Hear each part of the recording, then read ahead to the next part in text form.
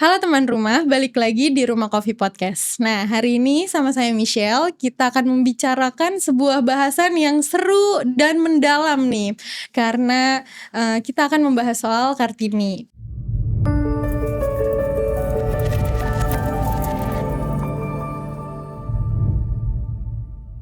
Jadi di setiap tanggal 21 April itu kan kita memperingati Hari Kartini, di mana kita mengenang kembali perjuangan Ibu Raden Ajeng Kartini untuk memperjuangkan hak perempuan Indonesia, terutama dalam pendidikan dan juga kebebasan berpikir.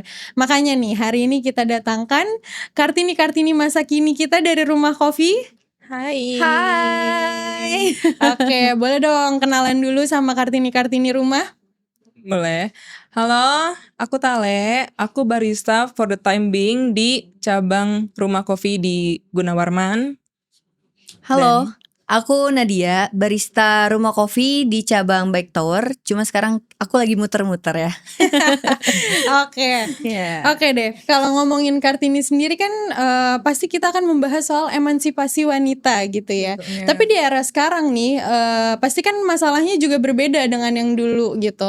Nah, kalau kalian sendiri punya gak sih momen-momen dimana kalian masih ngerasa kok kayaknya wanita dibatasi ya gitu. Misalkan kayak kita sering dengar ada bahasan kayak udah nggak usah sekolah tinggi-tinggi, nanti ada yang nanti cowok-cowok tuh takut ngedeketinnya, atau misalkan kapan nikah, udah umur segini nih, kayak gitu-gitu. Pernah nggak sih?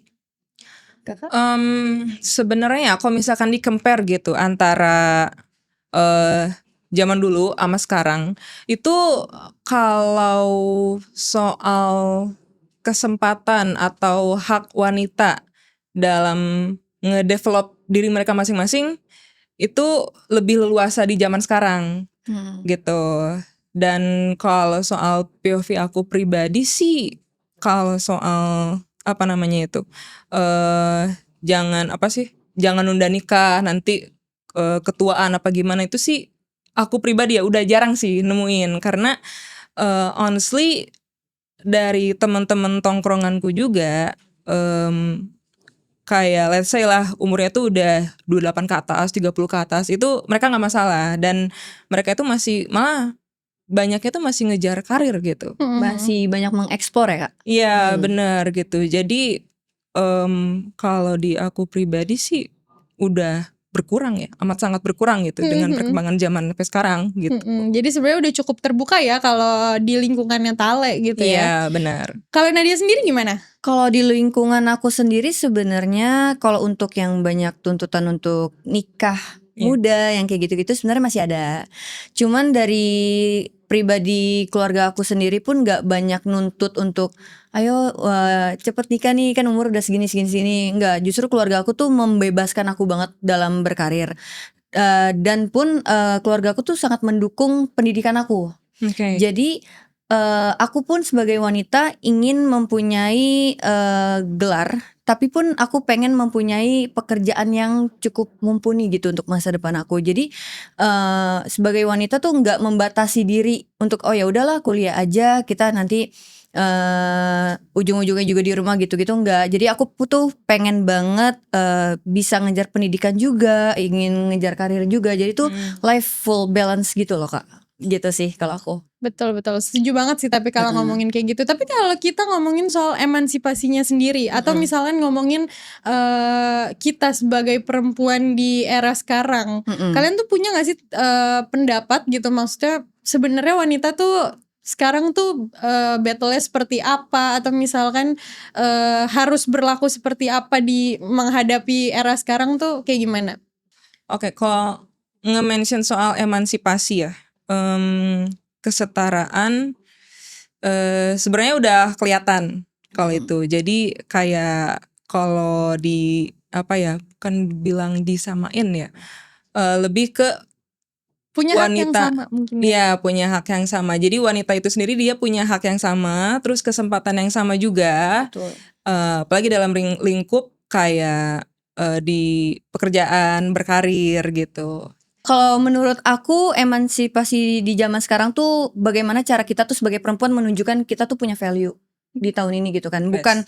Bukan kalau zaman dulu kan mungkin lebih ke memperjuangkan hak suara. Cuman kalau sekarang tuh memperlihatkan bahwa kita tuh punya value yang sama loh, kesetaraan yang sama loh. Kayak kita pun misalkan sebagai barista kita tuh bisa loh untuk memberitahu ke halayak ramai gitu, halayak ramai. Yes. Iya, bahwa kita bisa membuat ataupun menciptakan berbagai macam jenis minuman atau makanan tuh yang berasal dari kopi. Kita tuh bisa membuktikan nih diri kita bisa mengeksplor gini-gini loh sebagai perempuan yang kayak gitu sih. Kalau menurut aku ya di zaman sekarang tuh lebih menunjukkan value kita tuh ada gitu. Mungkin karena kayak dulunya kan lebih ke memperjuangkan. Nah kemudian kita juga harus membuktikan nih ke society kalau ini kalau udah diperjuangin mana sih buktinya kayak Betul. gitu. Dan ya ini waktunya kita buat Saat ngebuktiin ini juga ya, gitu. untuk membuktikan Betul, sih betul. kebanyakan. Setuju di mana sebetulnya kayak kalau kita lihat juga kan Ibu Kartini pada zamannya dia memang banyak keterbatasannya. Lalu Betul. sekarang ketika kita udah punya kesempatan itu, apa sih yang kita lakuin lebih ke situ ya berarti Iya. ya. Oke, menarik banget nih setelah tadi Nadia udah ngebahas soal bagaimana menjadi barista perempuan. Iya. Kayaknya seru kalau kita sekarang ngebahas bagaimana perempuan di Industri kopi ya. industri kopi kayak gitu. Nah, sekarang itu sebenarnya udah banyak banget kan jagoan-jagoan perempuan di industri kita gitu, mau dia Betul, ikut kompetisi sampai ke dunia atau misalkan dia menghandle perusahaan besar. Tapi sebenarnya masih sering ditemukan atau ya kalau aku pribadi ya, maksudnya sering dengar gimana barista perempuan itu dipandangnya misalkan di bar itu hanya fisiknya aja. Misalkan tambahin deh barista perempuan supaya lebih menarik misalkan kayak gitu. Nah jadi kalau dari kalian sendiri punya gak sih momen-momen yang dapat omongan seperti itu, atau misalkan gimana cara kalian menanggapi yang seperti itu? Oke, ini siapa nih? Boleh kamu dulu Kak. Oke. Kalau dari aku ya sebenarnya itu salah satu hal yang gak bisa kita hindarin ya. Gitu. Apalagi di dunia F&B gitu. Nah karena stigma seperti itu yang ada di masyarakat, jadi kita itu kasarnya kayak nggak mau dipandang dengan apa sih, karena cangkang doang gitu loh. Jadi kita juga punya value gitu. Dan dari situ juga kita sebagai wanita mau ngebuktiin kalau kita itu nggak menarik secara cangkang doang. Kita juga punya isi kok yang emang bervalue banget gitu loh. Dan bahkan bisa ya nyamain sama kaum laki-laki juga gitu. Kita mampu kok gitu. Kayak gitu. Kalau dari kamu Nat? Aku setuju sih, maksudnya pertanyaan-pertanyaan atau stigma-stigma kayak gitu tuh kita benar-benar nggak bisa menghindari. Itu pun mungkin salah satu statement yang nggak gimana-gimana juga sih. Maksudnya emang bener, kita tuh sebagai daya tarik untuk menarik konsumen supaya nggak monoton gitu-gitu. Cuma ya balik lagi kita harus menunjukkan, oh kita walaupun punya daya tarik yang lebih, kita pun punya value yang lebih loh gitu kan. Kita punya ilmu tentang kopi, bagaimana kita ngedirect si kopi ini segala macam. Itu tuh jadi kita ngambil positifnya aja sih sebenarnya Kak. Betul. Keren banget ya. Memang kalau kita ngomongin pikiran orang luar nggak bisa kita hindari juga ya. Tapi gimana kita merespon hal tersebut gitu ya. Oke. Kalau gitu kalian nih sebagai barista perempuan gitu kan, apalagi memang nggak banyak ya sebenarnya kita di rumah kopi pun nggak banyak barista perempuan gitu. Nah, gimana sih, ceritain dong keseharian kalian ini dari sisi perempuan dan laki-laki berkolaborasi di bar gitu ya. Kalian tuh kesehariannya gimana sih? Adakah maksudnya treatment khusus atau justru kalian tetap ngelakuin semuanya bareng-bareng? Kamu dulu deh. Boleh. Kalau treatment khusus ya, kayaknya sih setiap tempat tuh ada ya treatment khusus untuk perempuan ya. Cuma kan mungkin kalau dari aku pribadi tuh nggak suka untuk merepotkan orang. Maksudnya selagi aku bisa handle sendiri tuh aku akan handle itu sendiri. Cuman alhamdulillahnya puji syukur punya tim tuh yang benar-benar saling teamwork banget. Dia tuh saling membantu. Jadi even aku bilang nggak usah aku aja, mereka tuh tetap yang ngebantu, nggak apa-apa gue aja gini. Jadi ya kita tuh sebagai wanita pun jadi saling membantu aja sih Kak, enggak yang kayak udah lah gini atau gua aja nggak usah, lu kan wanita, enggak ada kayak gitu di rumah coffee tuh sangat amat teamwork banget sih menurut aku. Untuk timnya tuh solid banget, jujur, ya jujur izin. Iya kalau aku sih gitu sih, ya ada treatment khusus misalkan ada yang bobo berat es batu berpuluh-puluh kilo misalkan gitu kan. Tapi kalau misalkan ya 1 karung 20 kilo aku masih bisa handle, aku kuat gitu kan. Tapi teman-teman aku tuh ngebantu sih Kak, mostly hampir semuanya ngebantu sih. Kalau Tala gimana? Kalau aku pribadi, dia kan nolak bantuan ya. Kalau aku minta bantuan.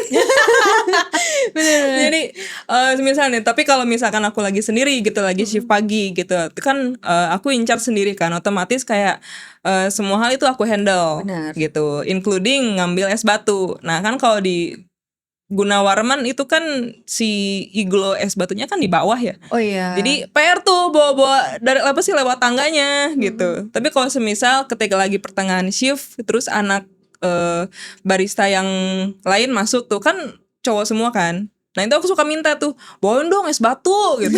Ya kenapa nggak lu aja? Ya gue kan cewek.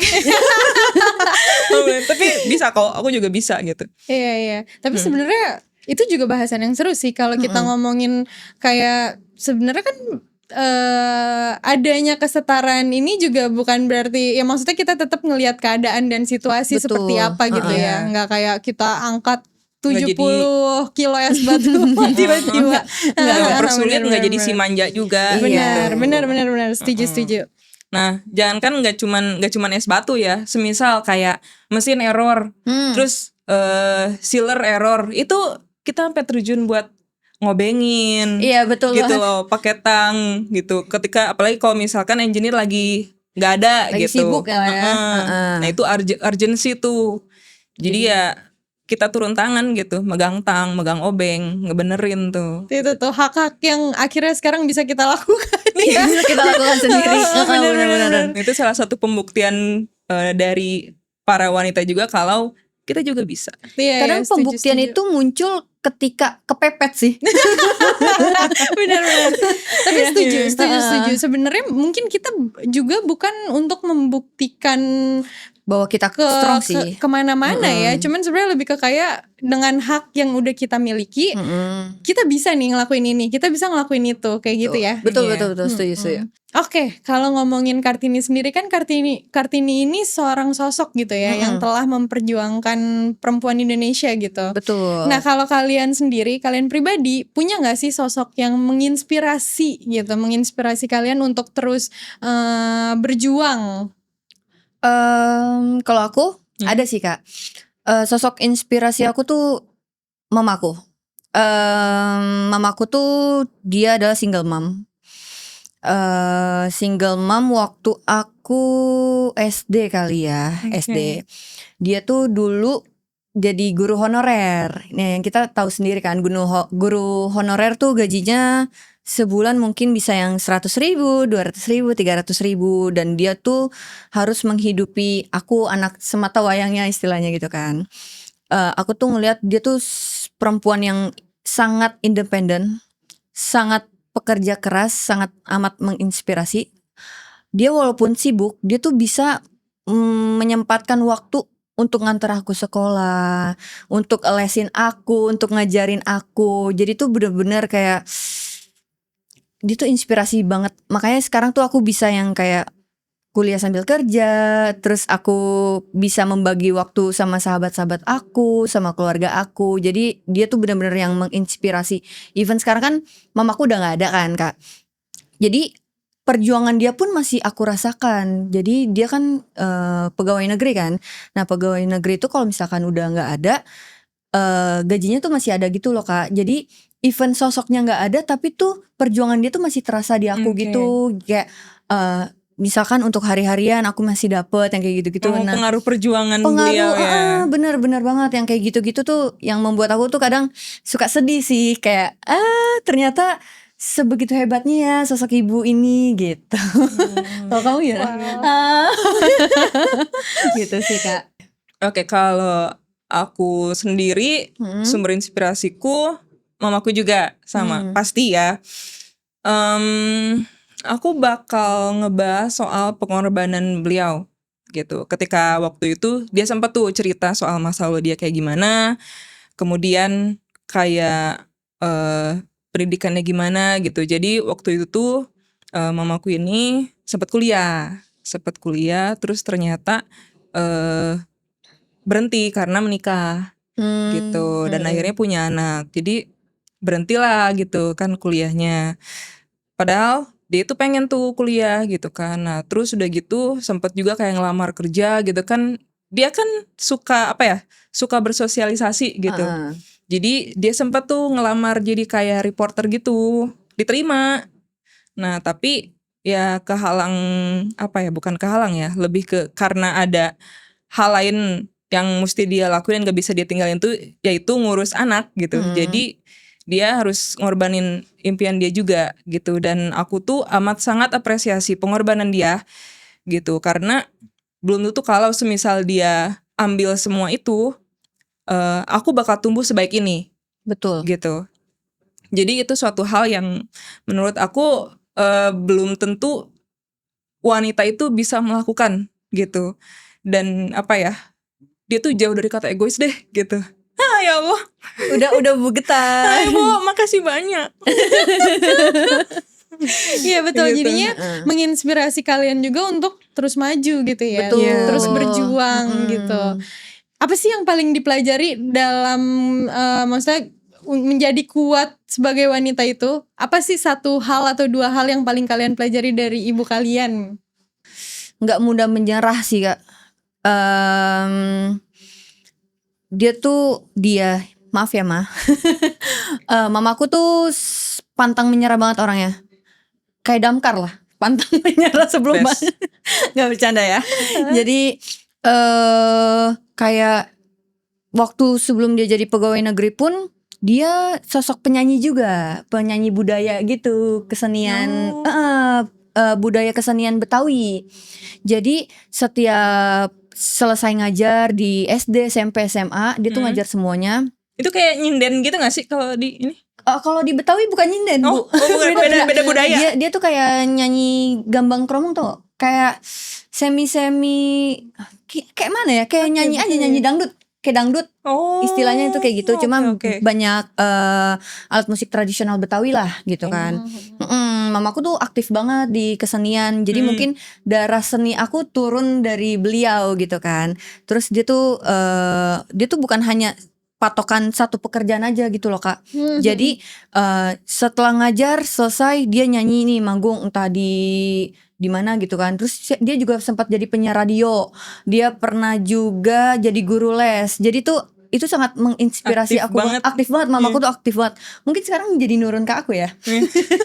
Agak gak berhenti-berhenti ya. Iya, nggak berhenti-berhenti. Jadi tuh itu tuh yang membuat aku tuh selalu semangat bekerja ya. Aku tuh I love my job so much. Jujur, aku suka banget kesibukan kayak gitu tuh, supaya menghindari hal-hal negatif juga. Betul. Kan, hal positifnya. Jadi mamaku tuh bener-bener sangat amat menginspirasi sih dalam pekerjaan, dalam membagi waktu untuk keluarga dan teman-teman, terus pekerjaan juga. Jadi balance lah gitu. Itu sangat menginspirasi banget sih Kak. Tale apa nih kekuatan keperempuanan dari ibu yang Tale pegang? Kalau dari aku pribadi, aku bisa ambil sisi positifnya dari mamaku itu kesabaran dan ketabahan, dimana dia itu sabar dalam menghadapi kenyataan hidup. Betul. Jadi kayak semisal dia harus mengorbankan impiannya untuk hal yang lain gitu, yang harus dia lakukan gitu. Dan jujur kayak itu memang aku takjub sama itu gitu, sama apa yang mamaku lakukan. Tapi kalau dari aku pribadi, itu untuk mengorbankan impianku, itu aku masih belum kuat buat ngelakuin itu. Makanya aku bilang kayak itu suatu hal yang menurutku keren banget. Hebat sih gitu ya. Iya. Oke. Tapi kalau misalkan ngomongin sosok Kartini dan perjuangannya sampai akhirnya sekarang kita punya banyak hak dan bisa ngelakuin banyak hal.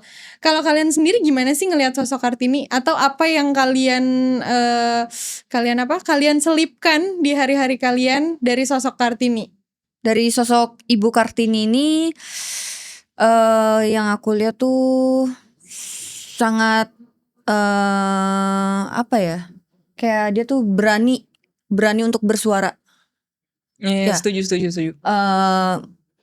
Terima kasih Ibu Kartini. Karena kan berkat beliau kita tuh bisa sampai di titik ini. Kita bisa bekerja, bisa mengeksplor. Wanita tuh lebih banyak mengeksplor tuh berkat Ibu Kartini gitu kan. Ya jadi sosok Ibu Kartini ini nih sangat menginspirasi bagi kita semua kan. Kalau menurut aku bagaimana beliau sangat berani dalam bersuara tentang perempuan di Indonesia. Selain itu kan perjuangan beliau ini bukan hanya dalam waktu 1 tahun atau sebulan, sehari tuh enggak. Jadi selain keberanian beliau pun perjuangannya sih Kak. Kayak pantang menyerah dalam menyuarakan, terus dia tuh sangat ulet lah jadi wanita. Nah itu tuh yang akan aku terapkan di diri aku sih sebenarnya. Gitu. Kalau kata Le?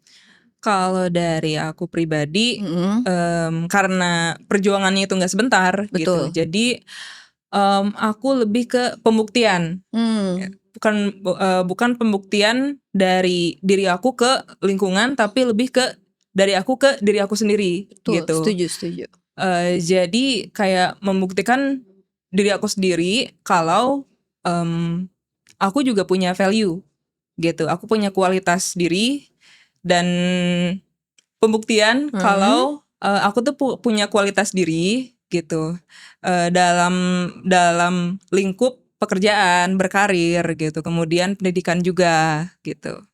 Kayak gitu sih. Oke, keren banget ya. Memang itulah, setelah sudah diperjuangkan, kita juga sebagai wanita harus terus ingat ya sama perjuangan itu, supaya kita terus mengupgrade diri. Iya, menghargai perjuangan itu, supaya kita tuh terus tahu nilai kita, tahu hak kita, kayak Iya, gitu betul. ya. Oke, jadi di bulan April sendiri ini untuk merayakan Kartini, kita akan punya sebuah program di mana Kartini-Kartini kita akan memilih minuman favorit mereka untuk di-highlight. Nah, boleh dong diceritain kalian milih minuman apa dan cerita minumannya seperti apa? Oke. Siapa dulu nih? Kamu boleh. Ya, boleh. Dari deretan minuman yang ada di rumah kopi, yang aku suka ya, itu ada Sunset in Bajo. Karena si minuman ini dia tuh ada campuran flavor lain, gak cuman kopi doang. Jadi unusual itu taste-nya, dimana kayak sekali sip itu kamu bisa nemuin rasa bitter, rasa fresh, sweet, even ada sournya juga dalam satu sip tuh. Jadi sekompleks itu gitu, dan si taste-nya itu gak ngebosenin gitu. Ditambah juga dari warna ya, itu tuh kayak benar kayak sunset ya. Jadi kayak ada agak merah-merahnya gitu, dan menurut aku itu kayak sensual gitu lah gitu. Aku ngelihatnya kan secara visual. Tambah ada garnish torch orange-nya. Itu tuh jadi aromatik lah gitu. Itu enak banget sih Sunset in Bajo. Itu kalau misalkan pengen minuman yang gak ngebosenin, Sunset in Bajo. Itu cafe mocktail, best banget dah. Suka banget gue. Jadi pengen nih Kak cobain. Gasin, gas. Boleh. Aku yang buat nanti. Oke, kalau Nadia gimana? Apa minumannya? Aku akan ngebawa minumannya Coco Cloud. Coco Cloud. Ya, jadi Kenapa tuh? Kenapa Coco Cloud? Jadi kekayaan alam kita kan sangat luar biasa kan, berlimpah. Apalagi kita tuh banyak pulau-pulau ya kan. Indonesia tuh terdiri dari ribuan pulau. Nah di pulau-pulau itu ada yang namanya kelapa. Betul. Bridging ya kan? Bener kan? Betul. Nah aku tuh pengen meng-highlight dari kekayaan Indonesia yaitu kelapa. Oke, tropikal banget. Tropikal banget, benar. Nah tapi kan biasanya tuh kelapa identik sama yang segar-segar. Nah kalau segar-segar kan udah diambil nih sama Katale. Nah aku tuh pengen meng-highlight sisi sweetnya, layeringnya gitu kan. Jadi basically coffee ini tuh black coffee. Cuman di atasnya tuh ada krimnya ini selembut awan. Makanya kenapa namanya cloud kan? Betul. Jadi dari pahitnya kopi tuh dapet, terus dari manis si krimnya tuh dapet, dari gurih kelapanya pun dapet. Nah bukan hanya tentang minumannya glek bukan, tapi bagaimana bermain dengan tekstur, terus rasa, terus aromatik yang kayak gitu-gitu sih. Jadi aku kalau misalkan kalian suka sama minuman yang mempunyai karakter yang cukup kuat, sweet, aku rekomendasi di Coco Cloud sih Kak. Jadi itu sih teksturnya tuh beragam ya. Jadi dari blacknya ringan dari si blacknya, ringan dari si black coffee-nya, terus teksturnya agak berat dari si cloudnya. Cloudnya si krimnya itu, terus ada coconut flakes-nya gitu Kak. Jadi ada tekstur crispy crunchy gitu. Best banget. Jadi seru banget sih, setiap minum tuh kayak rasanya kompleks gitu.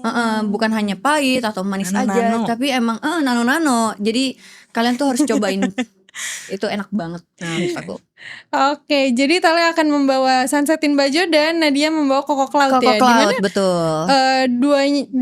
Dua minuman ini tuh sebenarnya karakternya berbeda gitu, tapi sama-sama ngasih experience yang beda. Benar. Gitu ya, kayak Sunset in Bajo tadi dengan kompleksitas rasanya, bisa dari satu sip aja bisa langsung ngerasain ada bitter, sour, sweet gitu kan.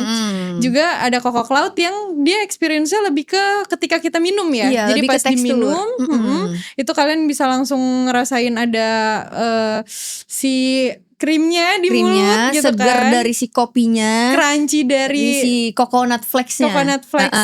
Betul. Seru banget. Oke deh, jadi nggak sabar nyobain minuman yang di highlight ini. Boleh banget. Nanti kita buatin. Tapi ya kalau dipikir-pikir ya, si Sunset in Bajo ini dia tuh representing wanita Indonesia. Karena gimana tuh maksudnya Kak? Ya karena dari looks-nya itu dia misterius. Nah tapi dari flavornya itu dia kompleks. Betul. Gitu, karena ada rasa sournya, sweetnya gitu. Tapi bener juga loh, Sunset in Bajo itu kan bener tadi visualnya misterius, tapi ketika diminum dia tuh ada sweetnya, tapi juga bold. Bener, dimana kan wanita Indonesia itu biasanya ada sisi manisnya, tapi tetap dia bold gitu ya, karakternya, karakternya kuat gitu. Karena kan wanita Indonesia berkarakter kuat. Even dari luar dia looksnya sweet. Iya bener, keren. Kalau dari Coco Cloud sendiri nih, menurut aku ada dua visual yang sangat tampak terlihat gitu kan. Jadi visual yang pertama itu si layering blacknya. Jadi itu tuh sangat mempresentasikan sosok wanita yang kuat di luar. Nah, yang si lembutnya ini, layering atasnya ini mempresentasikan sisi lembutnya wanita gitu kan. Jadi sekuat-kuatnya wanita pasti dia ada sisi lembutnya juga. Benar. Nah, di atas sisi lembutnya itu dia tuh ada sisi garingnya. Iya, karena coconut flakes-nya ya. Benar, coconut flakes-nya. Jadi nggak selalu kuat atau manis atau lembut, tapi ada sisi garingnya kan. Namanya kehidupan ya kan. Gitu. Boleh. Masuk ya. Oke deh. Seru banget. Jadi pokoknya kita akan meng-highlight minuman-minuman itu sebagai ya jatuhnya merayakan Kartini ini ya, merayakan keperempuanan kita di Indonesia gitu. Oke, jadi seru banget ya pembahasan kita hari ini. Tadi kita udah ngomongin dari perjuangan Ibu Kartini sampai ke apa yang bisa kita ambil, sampai ke kerjaan kalian di rumah kopi sebagai barista perempuan, dan sampai ke minuman yang akan di-highlight nanti. Jadi teman rumah, kalian jangan sampai kelewatan untuk nyobain minuman-minuman yang sudah dipilih sama Kartini-Kartini kita ini, di mana Tale meng-highlight Sunset in Bajo dan Nadia meng-highlight meng-highlight Coco Cloud. Tuh. Nah, minuman-minuman ini bisa didapatkan di outlet Rumah Kopi dan tentunya dengan special offer yang hanya akan ada di bulan April. Nah, kalau nyimpulin sendiri dari apa yang udah kita obrolin soal perempuan dan perjuangan Kartini, sebenarnya sekarang udah bukan soal keterbatasan akses, ya kan? Tapi bagaimana kita berani menyuarakan diri sendiri, bagaimana kita tahu hak kita sendiri gitu. Betul. Juga untuk gender oposisi bukan berarti kita melawan gitu ya, bukan berarti kita ingin lebih, tapi sebenarnya lebih ke gimana kita tahu kalau kita punya hak dan berkolaborasi dari situ. Gitu. Oke, jadi akhir kata dari podcast hari ini kita ucapkan selamat Hari Kartini dan jangan berhenti jadi diri sendiri. Selamat Hari Kartini Selamat semua. Hari Kartini para wanita Indonesia. Betul.